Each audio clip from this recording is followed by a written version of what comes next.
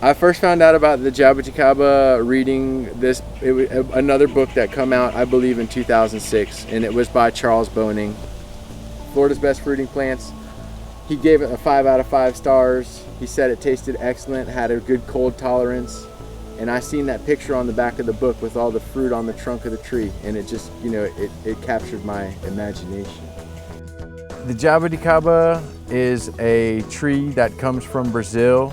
It is a bunch of different species and varieties of those species. They seem to generally prefer acid soils. They're, you know, typically cold tolerant. A lot of them can be pH sensitive, because Brazil, the majority of Brazil has got acid soil.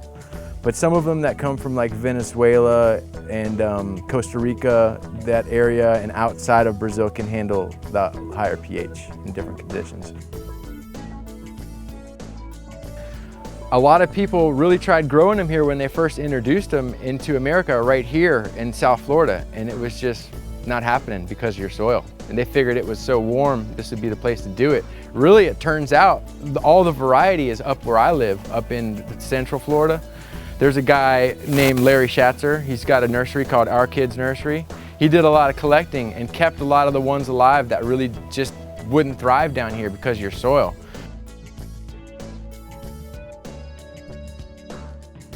Okay, this tree is kind of typical as to what you see in Florida, where they, over the years, if one lives long enough to fruit, it ends up getting blown over.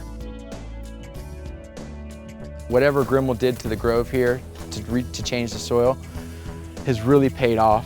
And this is a more drought tolerant one. Like I said, some of these can take a flood. This one does not appreciate that sitting in water.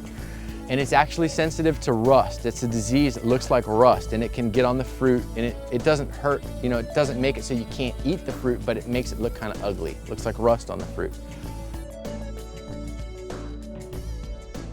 Because he introduced the tree, we came to know it after Adolf Grimmel. It's in the United States known as the Grimmel, but where it's from, they call it Peludo de Alagoas, which means hairy, and Alagoas is the region it's from. But the Jaboticaba is kind of unique in that it's okay to graft it a little high. It's okay, kind of, yeah. Well, I mean, this could be better, a little better, but it might work.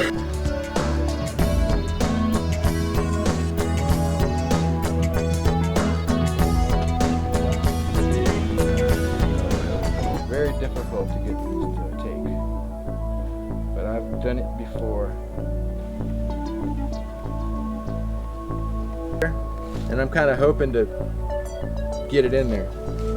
Sometimes the wood, if you're looking at it, will have the skinny side and the fat side.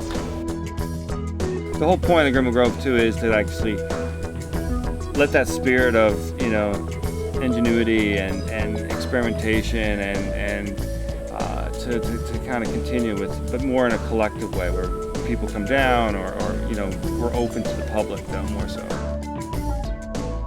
You know, same with the sustainability and the self-sufficiency with the rainwater and the well water, and now with maybe using more solar energy and wind energy and things like that.